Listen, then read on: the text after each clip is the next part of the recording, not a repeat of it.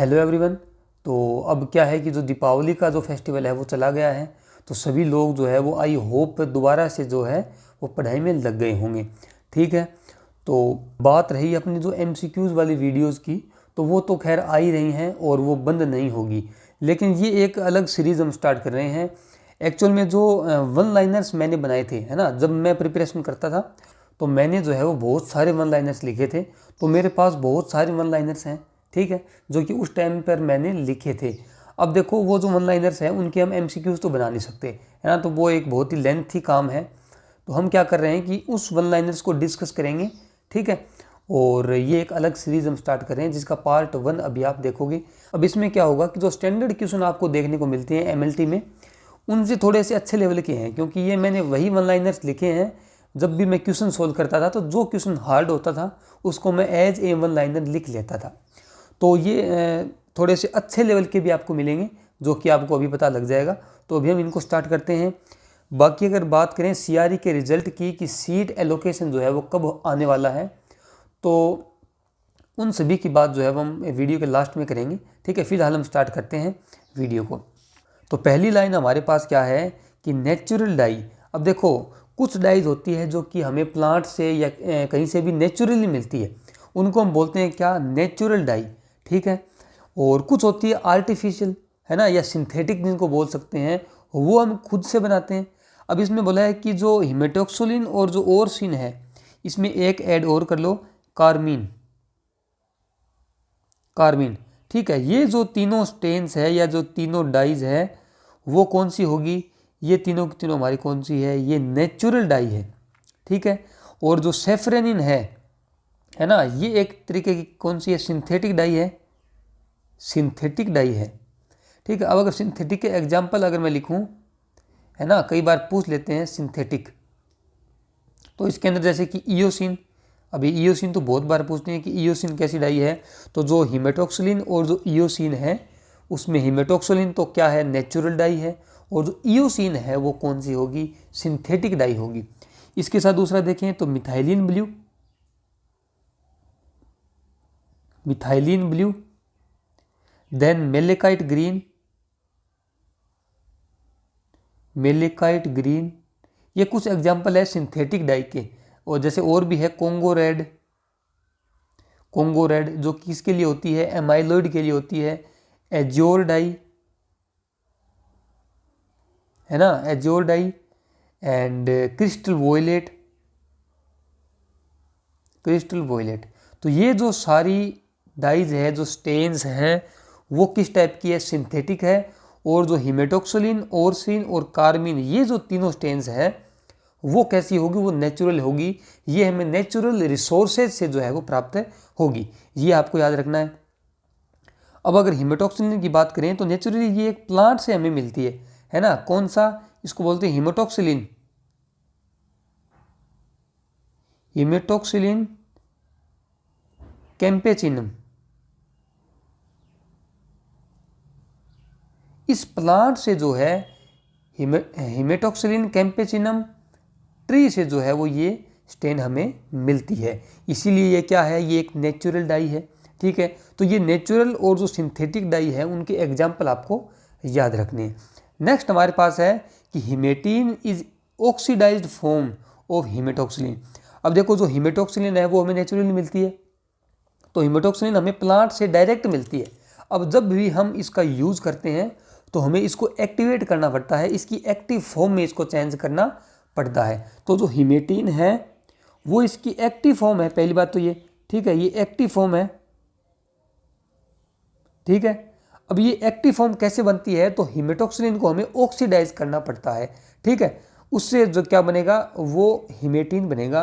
तो ये जो हिमेटीन है वो ऑक्सीडाइज्ड फॉर्म है किसका, हिमेटोक्सिलिन का। ठीक है, और ये जो हिमेटोक्सिलिन है वो हमें कैसे मिलती है, ये नेचुरल फॉर्म है, नेचुरल फॉर्म, ठीक है, फ्रॉम ट्री, जो हमें पेड़ से सीधा जो मिलता है वो हिमेटोक्सिलिन है, और उसको हमने जो है वो हिमेटीन में चेंज किया, देन उसको हम यूज करते हैं। नेक्स्ट हमारे पास क्या है कि dyes appear coloured because they absorb radiation in the visible region of electromagnetic spectrum. Between wavelength 400 to 700 nanometer. अब इसने बोला है कि जो डाइज है उसमें कलर हमें किस कारण से दिखता है, क्योंकि ये जो डाइज है वो इलेक्ट्रोमैग्नेटिक स्पेक्ट्रम। अब देखो जो भी हमारी रेज होती है जितनी भी, जैसे कि microwaves, ultraviolet, infrared, visible light, तो ये जो सारी रेज हैं, ठीक है, इस स्पेक्ट्रम को बोलते हैं हम इलेक्ट्रोमैग्नेटिक स्पेक्ट्रम। इसके अंदर ये जो विजिबल रीजन है, अब विजिबल रीजन के अंदर कौन कौन सा जो है वो रेज आएगी, कौन कौन सी वेवलेंथ की जो है वो रेडिएशन आएगी, कौन सी, तो हमने विबग्योर आती है, आप सभी को पता है विबग्योर, ठीक है। तो ये जो 7 कलर हमारे पास है इसको बोलते हैं विजिबल रीजन। जो इलेक्ट्रोमैग्नेटिक स्पेक्ट्रम है उसमें विबग्योर को बोलते हैं कौन सा, विजिबल रीजन, क्योंकि ये हमारी आंखों से विजिबल होती है, हम इनको आंखों से देख सकते हैं। और इनकी जो वेवलेंथ होती है उसकी रेंज कितनी होगी, हमारी 400 से लेकर 700 नैनोमीटर तक की होगी। अब जो डाइज है वो क्या करती है कि इन वेवलेंथ को पहले एब्जॉर्ब करती है, फिर जब वो वापस से इनको एमिट करती है, वापस से इनको छोड़ती है, तब हमें जो है वो कलर दिखाई देते हैं। तो यही बात इसने बोली हुई है कि पहली बात तो ये कि जो विजिबल रीजन है, जो विजिबल लाइट्स है, उनकी वेवलेंथ की रेंज क्या होगी, तो 400 से 700 होगी, है ना। तो ये बात आपको याद रखनी है। नेक्स्ट हमारे पास ये है कि HNE स्टैंड के अंदर जो है वो जो ईओसिन हम यूज़ करते हैं, है ना, हिमेटॉक्सिलिन और ईओसिन, जो 2 इसमें डाइज हम यूज़ करते हैं, उसमें से जो ईओसिन है उसकी कंसेंट्रेशन कितनी होगी, तो 1% ईओसिन हम यूज करते हैं। आगे इसमें लिखा हुआ है कि thymol is added to eosin to inhibit growth of moulds. जो मोल्ड्स है ना, जो फंजाई है, उनकी ग्रोथ को जो इनहिबिट करने के लिए हम क्या यूज़ करते हैं, हम थाइमोल क्रिस्टल्स का यूज करते हैं। तो ये डायरेक्ट आपको याद रखना है। नेक्स्ट हमारे पास क्या है कि अब इसमें जो है वो अपना जो हिमेटॉक्सिलिन है उसकी बात करी गई है ना।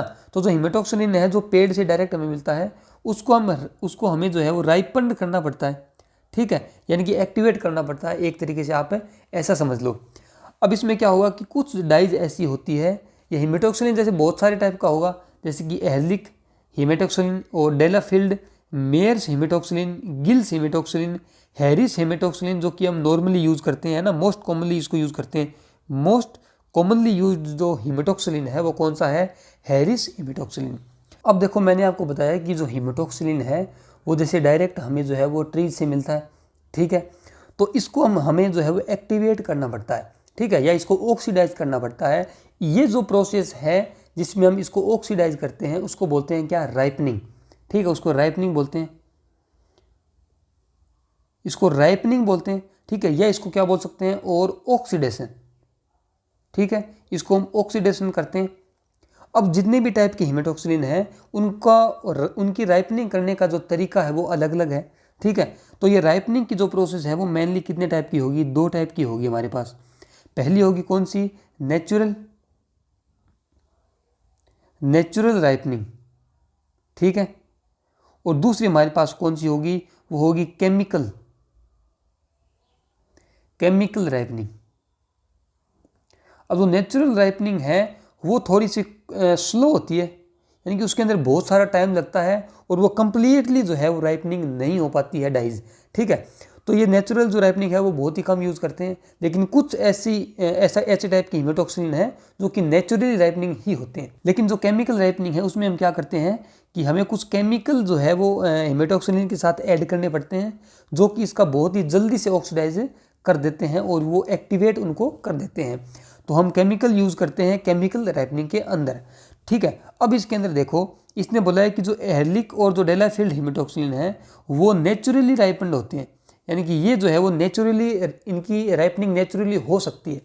लेकिन जो मेयर्स, गिल्स, ये जो हिमेटॉक्सिलिन है और जो हैरिस हिमेटॉक्सिलिन है, इनकी जो राइपनिंग है वो एक केमिकल से हम करते हैं। अब कौन कौन से केमिकल यूज़ करते हैं वो देखो, तो जो मेयर्स और गिल्स हिमेटॉक्सिलिन है उसके अंदर हम सोडियम आयोडेट यूज़ करते हैं, है ना। ये डायरेक्ट क्वेश्चन आता है कि मेयर्स या फिर गिल्स हिमेटॉक्सिलिन को हम कैसे इनकी राइपनिंग हम कैसे करते हैं, तो सोडियम आयोडेट का यूज हम करते हैं। और जो हैरिस हिमेटॉक्सिलिन है उसके अंदर हम किसका यूज़ करेंगे, मर्क्यूरिक ऑक्साइड का हम यूज करेंगे। तो एक बात ये हो गई। नेक्स्ट हमारे पास है कि removal of mercuric chloride pigments we use Lugol iodine and sodium thiosulphate solution. अब इसने बोला है कि जो हमारा मर्क्यूरिक क्लोराइड है, ठीक है, उसका जब भी हम यूज़ करेंगे तब ये जो मर्क्यूरी क्लोराइड है इसके पिगमेंट जो है वो टिश्यू के अंदर रह जाते हैं। ठीक है, आपने मर्क्यूरी क्लोराइड जब भी यूज़ किया तो ब्लैक कलर के पिगमेंट टिश्यू के अंदर रह जाएंगे, तो वो जो है वो अननेसेसरी कलर प्रोवाइड करेंगे। जब भी हम माइक्रोस्कोपी करेंगे तो वो कलर हमें ब्लैकिश कलर हमें दिखेगा।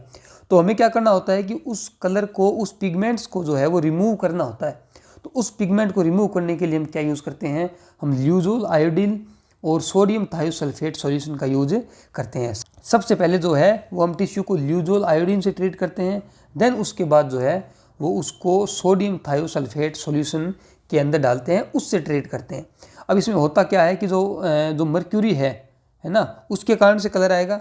तो जब आयोडीन ल्यूजोल आयोडीन से रिएक्शन कराएंगे तो ये जो है वो अपना किस में चेंज हो जाएगा, ये मर्क्यूरिक आयोडाइड में चेंज हो जाएगा। देन ये मर्क्यूरिक आयोडाइड जो है वो रिमूव करने के लिए हम इसकी रिएक्शन कराएंगे किसके साथ, सोडियम थायोसल्फेट सॉल्यूशन के साथ, और ये क्या हो जाएगा, ये हमारा रिमूव हो जाएगा। ठीक है, तो ये चीज़ें हम यूज़ करते हैं किसके लिए, मर्क्यूरिक क्लोराइड पिगमेंट्स को रिमूव करने के लिए। अब वैसे ही बात करें तो जब हम फॉर्मेलिन का यूज़ करते हैं तो फॉर्मेलिन क्या है, वो उसी की तरह ये एक फिक्सेटिव है जो कि मोस्ट कॉमनली हम यूज़ करते हैं। नॉर्मली सभी लैब में हम फॉर्मेलिन यूज़ करते हैं। तो जो फॉर्मेलिन जब भी यूज़ करेंगे तो उसमें भी जो है वो पिगमेंट रह जाते हैं। तो ये जो पिगमेंट है इनको भी हमें रिमूव करना पड़ेगा। तो जो फॉर्मेलिन पिगमेंट है उनको रिमूव करने के लिए हम किसका यूज़ करते हैं, तो अमोनिकल एल्कोहल या एथेनॉल का यूज़ करते हैं। ठीक है, एक तो कौन सा, अमोनिकल एल्कोहल या फिर एथेनॉल का यूज़ करेंगे, या फिर हम यूज़ कर सकते हैं किसका, एल्कोहलिक पिक्रिक एसिड। ये मोस्ट कॉमनली मेथड है, तो सबसे ज़्यादा काम में हम जो मेथड लेते हैं, जो केमिकल हम यूज़ करते हैं फॉर्मेलिन पिगमेंट को रिमूव करने के लिए, वो कौन सा है, एल्कोहलिक पिक्रिक एसिड। ठीक है, तो ये आपको याद रखना है, इसको स्टार मार्क कर लेना, एल्कोहलिक पिक्रिक एसिड।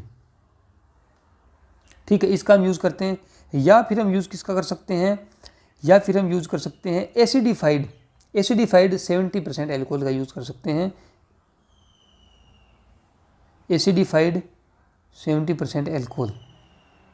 तो जब भी क्वेश्चन आएगा इन तीनों में से कोई भी आपको क्वेश्चन के अंदर ऑप्शंस के अंदर दिख जाएगा तो आप टिक कर देना।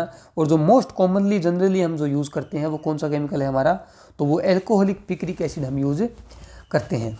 अब आगे इसमें लिखा हुआ है कि पेप स्मीयर है ना, पेप स्मीयर जिसको पेपेनेकुलाउ स्मीयर भी बोलते हैं। तो पेप स्मीयर किस में काम आता है, तो वो एब्रेजिव एंड एक्सफोलिएटिव साइटोलॉजी में काम आता है। अब ये सभी को पता है कि पेप स्मीयर हम यूज़ करते हैं किसमें, साइटोलॉजी के अंदर। जो भी साइटोलॉजिकल स्मीयर है उनको स्टेन करने के लिए हम जो है वो पेप स्टेन का यूज करते हैं। अब इसमें लिखा हुआ है कि ये एब्रेजिव और एक्सफोलिएटिव साइटोलॉजी क्या होता है। देखो जब भी हम सेल्स, अब देखो हमें साइटोलॉजी के अंदर जो है वो सेल सेपरेट करके और उनको स्टेन करके देखना होता है, मेन टारगेट अपना यही है। तो देखो एक तरीका तो ये है कि जो सेल्स है वो नेचुरली या अपने आप जो है वो शेड ऑफ होके और किसी बॉडी फ्लूइड के अंदर आ जाए, और उस बॉडी फ्लूइड को हम अलग कर लेते हैं और देन उसको हम जो है वो स्टेन करके देख लेते हैं। तो ये वाली जो प्रोसेस है इसको हम जो है किसके अंदर देखेंगे, एक्सफोलिएटिव साइटोलॉजी के अंदर देखेंगे। तो इसमें हम लिखेंगे कि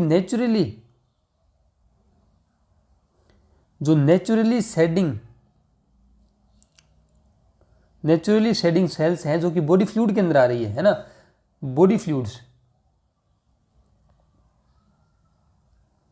के अंदर आ रही है जो सेल्स हैं, उस वाली साइटोलॉजी को हम क्या बोलेंगे, एक्सफोलिएटिव साइटोलॉजी बोल देंगे। अब इसके एग्जांपल कौन सा है, जो भी हम बॉडी फ्लूइड जो है वो निकालते हैं बॉडी से, जैसे कि हमारा CSF है, पेरिटोनियल फ्लूइड या फिर पेरिकार्डियल फ्लूइड है, तो ये सारी जो है वो इनको जब हम स्टेन करके देखते हैं तो वो आता है हमारा एक्सफोलिएटिव साइटोलॉजी के अंदर।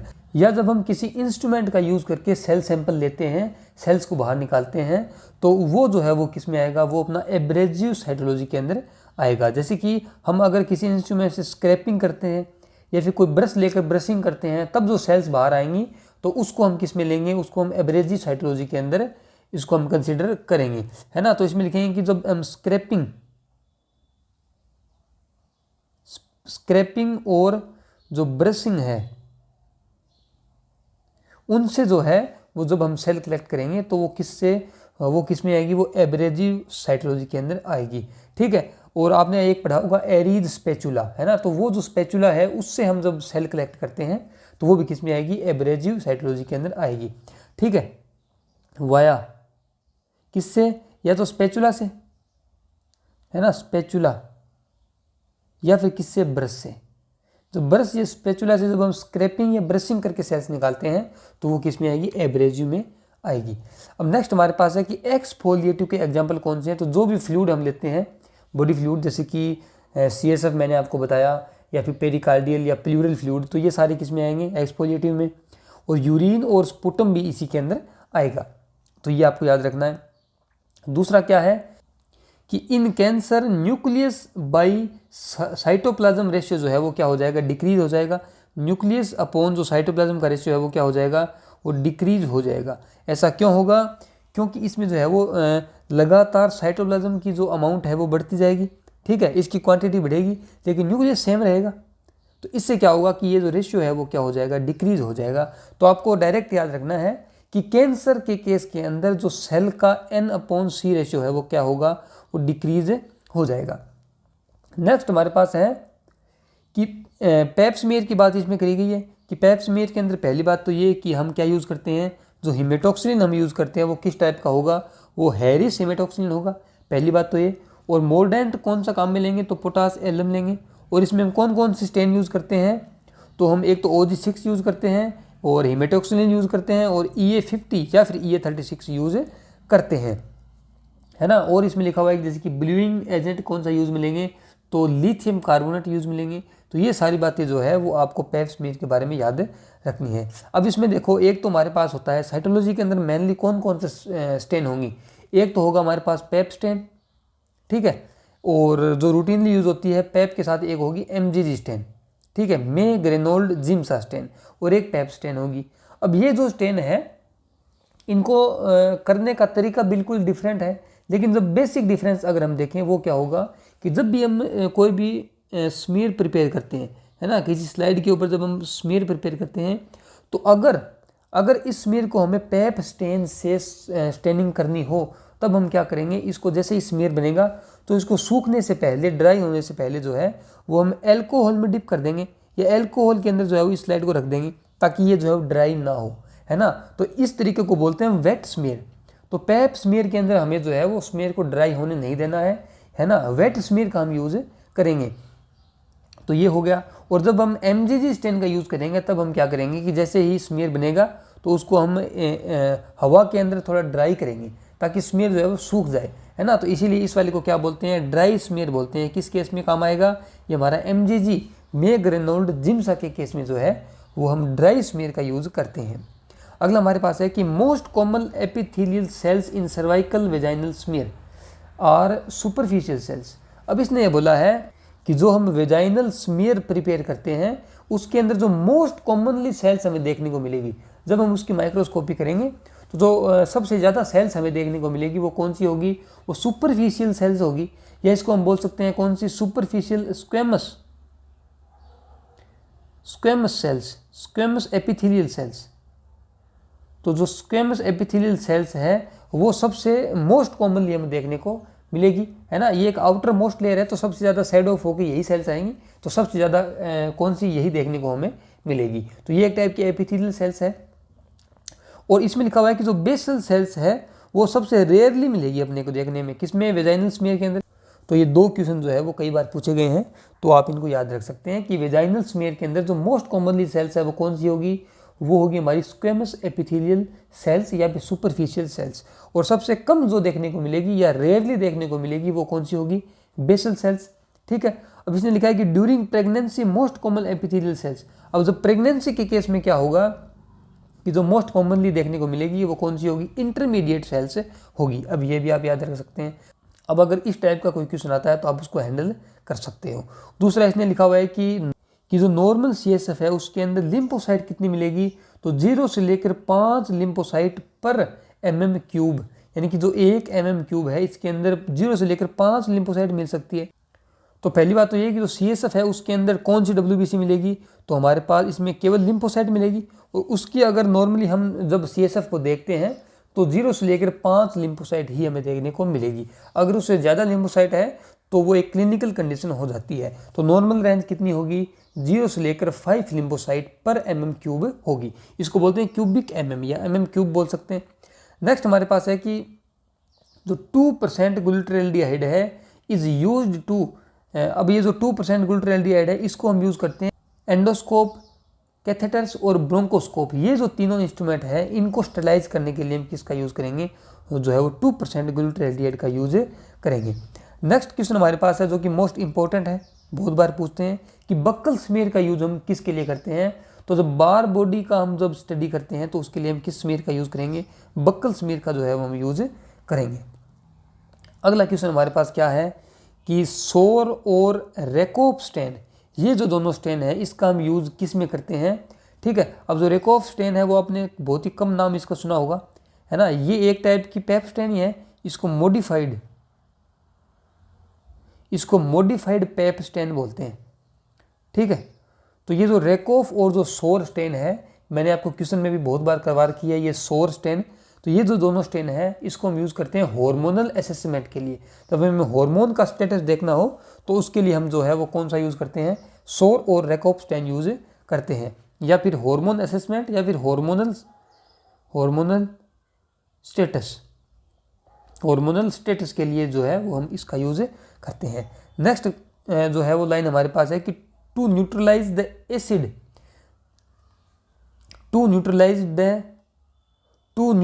The acid decalcifying action on tissue we add alkali lithium carbonate and sodium sulphate. अब इसने बोला है कि जो हमारा एसिड डीकैल्सिफाइंग एक्शन है, तो पहली बात तो ये कि जब भी हम किसी एसिड को डीकैल्सिफाइंग एजेंट के रूप में काम में लेते हैं तो क्या होगा कि टिश्यू का जो पीएच है वो कम हो जाएगा।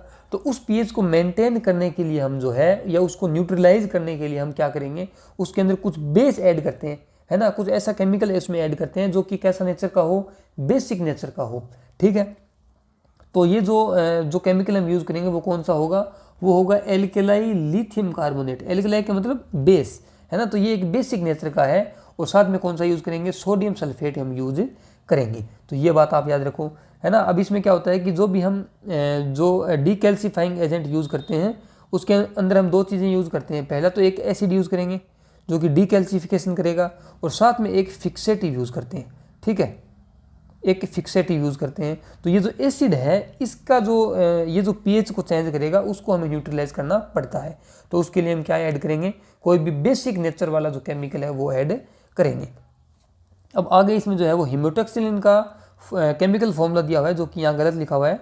तो हिमेटॉक्सिलिन का जो फॉर्मूला है वो कौन सा होगा, वो होगा C16H14 और O6। ये जो है वो हिमेटॉक्सिलिन का केमिकल फॉर्मूला होगा। कई बार पूछ लेते हैं या पूछ भी सकते हैं, है ना। नॉर्मल बुक्स में ये जो है वो दिया हुआ नहीं मिलता है। और हिमेटॉक्सिलिन आपको पता है कि सबसे इंपॉर्टेंट स्टेन है हमारी पूरी हिस्टोपैथोलॉजी के अंदर, तो ये आपको याद रखना है। नेक्स्ट जो लाइन इसमें लिखी हुई है वो ये है कि leucofuchsin is another name of Schiff reagent. ठीक है, और इसके अंदर क्या होगा कि activated charcoal is added to Schiff reagent to remove impurities, कि जब भी हम सिफ रिएजेंट के अंदर जो इम्प्योरिटीज है उसको जब हम रिमूव करते हैं तो उसके लिए हम किसका यूज़ करते हैं, एक्टिवेटेड चारकोल का यूज करते हैं। ये बात आपको याद रखनी है। नेक्स्ट हमारे पास है कि पास स्टेन, है ना, इसकी फुल फॉर्म आपको याद रखनी है, पीरियोडिक एसिड सिप स्टेन। ठीक है, तो ये जो पास स्टेन है वो हम किस में यूज़ करेंगे, तो ये इंपॉर्टेंट है ना, इसको आप याद रख लेना। ये हर्षमोन के अंदर दी हुई है। तो इसको हम यूज़ करते हैं एक तो म्यूसिन के केस में, फंगस के केस में, amoeba, basement membrane, cartilages and connective tissue और एमाइलॉइड, इन सब के केस में जो है वो हम पास स्टेन को यूज कर सकते हैं। ये आपको याद रखना है। और नेक्स्ट हमारे पास है कि फिक्सेटिव फॉर एमाइलॉइड स्टडी। अब एमाइलॉइड के लिए स्टेन कौन सी यूज़ करते हैं वो भी आपको याद रखना है। तो इसके लिए हम कोंगो रेड यूज़ करते हैं। ये मैंने आपको पहले वीडियोज़ में बता रखा है, और जो स्पेशल स्टेन्स हैं उनकी अलग से वीडियो भी मैंने आपको दे रखी है। तो लेकिन एमाइलॉइड के केस में हम फिक्सेटिव कौन सा यूज़ करेंगे, तो कार्नोय फिक्सेटिव, जेंकर फिक्सेटिव और हेडेनहेम-सूसा, ये तीन जो है वो हम यूज कर सकते हैं। नेक्स्ट हमारे पास है we use polarising microscope to check birefringence. अब देखो बहुत सारी स्टेनिंग जो है वो बाइफ्रिंजेंस शो करती है, लेकिन उसको चेक करने के लिए, उसको देखने के लिए हम किस टाइप के, अब जैसे जो माइक्रोस्कोप है बहुत सारे टाइप के होते हैं, जैसे सिंपल माइक्रोस्कोप और पोलराइजिंग, है ना, तो बहुत सारे टाइप के होंगे। तो उसमें से जो बाइफ्रिंजेंस है उसको देखने के लिए हम कौन सा यूज़ करेंगे, हम पोलराइजिंग माइक्रोस्कोप यूज करेंगे। अगला हमारे पास है if mercury chloride is added to fixative as a fixative it gives black precipitate. मैंने आपको बताया कि मर्क्यूरी क्लोराइड जब भी हम एज ए फिक्सेटिव यूज़ करते हैं तो वो ब्लैक कलर के प्रेसिपिटेट या ब्लैक कलर की पिगमेंटेशन जो है वो प्रोवाइड करता है। ठीक है, तो before staining remove the precipitate by keeping the tissue और सेक्शन इन ल्यूजोल आयोडीन। ये मैंने आपको पहले बता रखा है कि इसको हम जो है रिमूव किससे करेंगे, तो ल्यूजोल आयोडीन, एंड देन इसको हम किससे ट्रीट करेंगे, सोडियम थायोसल्फेट से जो है वो ट्रीट करेंगे। तो ये हम पहले डिस्कस कर चुके हैं, ये कई बार पूछ लेते हैं। नेक्स्ट हमारे पास है कि टू डेमोन्स्ट्रेट फाइब्रिन को डेमोन्स्ट्रेट करने के लिए कौन सी स्टेन यूज़ करेंगे, तो PTH और MS भी यूज करेंगे। और आप जो है वो इसकी फुल फॉर्म याद रख लेना, कई बार फुल फॉर्म पूछ लेते हैं डायरेक्ट। नेक्स्ट हमारे पास है कि वर्दिन एंड स्टेरी, ये जो स्टेन है ये एक टाइप की स्पेशल स्टेन है, वर्दी एंड स्टेरी स्टेन। ये हम किस केस में यूज़ करेंगे, तो ये हम स्पायरोकीट के लिए यूज़ करते हैं, है ना। ये बहुत ही स्पेशल स्टेन है, हमारी लैब्स में जो है वो कभी कभार हम यूज करते हैं। तो ये किसके लिए करेंगे, स्पायरोकीट के लिए। अब स्पायरोकीट के लिए जो है वो बहुत सारी स्टेन आपको पता होनी चाहिए जो कि हम यूज़ करते हैं। पहली हमारी कौन सी, वर्दिन एंड स्टेरी स्टेन, जो मैंने आपको बताया। दूसरी हमारे पास है कौन सी, लेवादिती। ठीक है, लेवादिती स्टेन, ये भी यूज़ कर सकते हैं।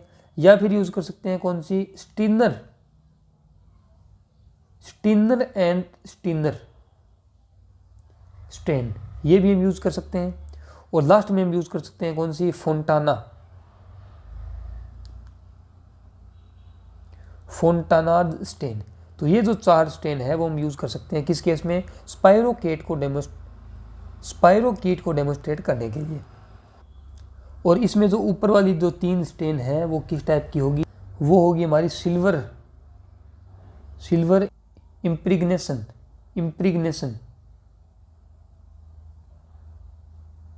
स्टेन। ठीक है, तो ये इस टाइप की होगी, ये आपको याद रखना है। नेक्स्ट इसमें लेवादिती टेक्निक जो है या फिर जो लेवादिती स्टेन है उसके बारे में बोला गया है कि जो पायरोगेलिक एसिड है is used as reducing agent, कि जो पायरोगेलिक एसिड है उसको हम as a reducing agent use करते हैं, किसके अंदर, लेवादिती स्टेन के अंदर। ठीक है, अगला हमारे पास है कि गोल्जी बॉडीज़, इसके लिए हम कौन सी स्टेन यूज़ करते हैं या कौन सी टेक्निक यूज़ करते हैं, तो एक तो डिफेनो कोबाल्ट नाइट्रेट टेक्निक, ये आपको याद रखना है ना। कभी कभार माइटोकॉन्ड्रिया के लिए भी पूछ सकते हैं कि जो माइटोकॉन्ड्रिया है, माइटोकॉन्ड्रिया के लिए कौन सी स्टेन यूज़ करते हैं, तो गोल्जी बॉडीज़ को डेमोन्स्ट्रेट करने के लिए डिफेनो कोबाल्ट नाइट्रेट टेक्निक यूज़ करते हैं। और जो माइटोकॉन्ड्रिया है उसके लिए हम कौन सी यूज़ करेंगे, तो उसके लिए हम यूज़ करेंगे अपनी कौन सी, जेनस ग्रीन बी जो स्टेन है वो हम यूज करेंगे, है ना। अब ये माइटोकॉन्ड्रिया वाला बहुत बार पूछा गया है, अब गोल्जी बॉडी वाला भी कभी भी पूछ सकते हैं। अगला हमारे पास है कि जो बोन्स है, बोन्स के लिए हम कौन सी स्टेन यूज़ करेंगे, तो वो आपको पता होनी चाहिए, डेमोन्स्ट्रेशन ऑफ बोन स्ट्रक्चर। ठीक है, इसके लिए हम यूज़ करेंगे कौन सा, ट्रिप एंड मैकेज मेथड। ये जो ट्रिप एंड मैकेज मेथड है इसको हम यूज़ करेंगे बोन स्ट्रक्चर को डेमोन्स्ट्रेट करने के लिए, है ना। अब इसके अंदर बोन्स में क्या होगा कि जो मिनरल्स है, जो कैल्शियम और मैग्नीशियम साल्ट है वो डिपॉजिट होते रहते हैं। तो जो मिनरलाइज्ड एरिया है और जो नॉन मिनरलाइज्ड एरिया है उनको डिफ्रेंशिएट करने के लिए हम इस स्टेन का यूज़ या इस मेथड का यूज़ हम करेंगे। ठीक है, जैसे कि जो कैल्शियम साल्ट है उनको देखने के लिए, एंड जो ओस्टियोइड टिश्यू है उनको देखने के लिए हम कौन सी स्टेन का यूज़ करेंगे या कौन से मेथड का यूज़ करेंगे, तो वो है ट्रिप एंड मैकेज मेथड। अगला हमारे पास है कि calcium is black in colour in von Kossa. अब ये वोनकोसा जो है वो स्पेशल स्टेन है किसके लिए, कैल्शियम के लिए, है ना। जैसे कि मैंने आपको पहले वाली वीडियोज में बता रखा है, कैल्शियम के लिए कौन कौन सी स्टेन होगी, एक तो वोनकोसा और एक होगी वोनकोसा और एक यहाँ पे है एल्जेरिन। ये 2 स्टेन जो है वो किसके लिए करते हैं, हम कैल्शियम के लिए यूज़ करते हैं। और जो वोनकोसा है उसके अंदर जब हम देखेंगे कैल्शियम को तो वो कैसा दिखेगा, वो ब्लैक कलर का हमें दिखाई देगा। तो ये चीज़ें आपको याद रखनी है। नेक्स्ट हमारे पास है मेलानिन। तो जो मेलानिन है उसके लिए कौन कौन सी स्पेशल स्टेन होगी, तो पहली होगी कौन सी, मेसन फोंटाना, दूसरी होगी स्मोरल स्टेन और तीसरी होगी कौन सा, डोपा स्टेन। तो ये जो 3 स्पेशल स्टेन है वो किसके लिए यूज़ करेंगे, मेलानिन के लिए यूज करेंगे, ये आपको याद रखना है। और जो मैंने स्पेशल स्टेन वाली वीडियो उसके अंदर सारी स्टेन्स आपको करवा रखी है। तो ये कुछ जो है वो वन लाइनर्स थे जो कि इम्पोर्टेंट है हमारे पीजीए वाले एग्ज़ाम के लिए। और ऐसा नहीं है कि ये केवल पीजीए के लिए है, बाकी जो भी एग्ज़ाम्स होते हैं उनके लिए भी काफ़ी इम्पोर्टेंट है। ठीक है, अब अगर बात करें कि जो हमारा सीआरई है उसका जो सीट एलोकेशन है वो कब तक आएगा, तो देखो विदिन 10 to 15 डेज है ना, क्योंकि अभी दीपावलियों की छुट्टियां चल रही है तो जो स्टाफ है वो सारा छुट्टी पे है, तो सिग्नेचर किसी के हो नहीं पा रहे हैं। तो जब भी स्टाफ छुट्टी से जो है वो ड्यूटी पे आते हैं तब ये काम आगे स्टार्ट होगा और 10 से 15 दिन के अंदर अंदर जो है वो रिजल्ट आने की संभावनाएं हैं। ठीक है, बाकी जो हमारी जो MCQs की क्लास है वो टाइम टू टाइम आती रहेगी। अभी जो है वो उसमें थोड़ा सा फ्लक्चुएशन चल रहा है, काफ़ी टाइम से क्लास नहीं आई है, लेकिन हम अब जल्दी ही इसको जो है वो रेगुलर करेंगे। और जो पीजे चंडीगढ़ का जो एग्ज़ाम है उससे पहले हम जो है वो जो मोस्ट इंपॉर्टेंट क्वेश्चंस हैं और जो वन लाइनर्स हैं उनको हम कवर कर लेंगे। ठीक है, और अगर आप वीडियो में यहाँ तक पहुँच गए हो तो आपको जो है वो 2 काम करने हैं। पहला काम तो ये कि अगर आपने सब्सक्राइब नहीं कर रखा है तो आप खुद क्या कर लें, सब्सक्राइब कर लें, है ना। और दूसरा काम आपको ये करना है कि जो भी आपके बैचमेट्स हैं, है ना, या जो भी आपके फ्रेंड्स हैं, और अगर आप वर्किंग हो तो जो आपके जो भी कलीग्स हैं, जो लैब स्टाफ हैं, उन सभी से जो है वो चैनल को क्या करवाना है, सब्सक्राइब करवाना है, ताकि हमारी भी थोड़ी सी हेल्प हो सके। तो मिलते हैं हम नेक्स्ट वीडियो में।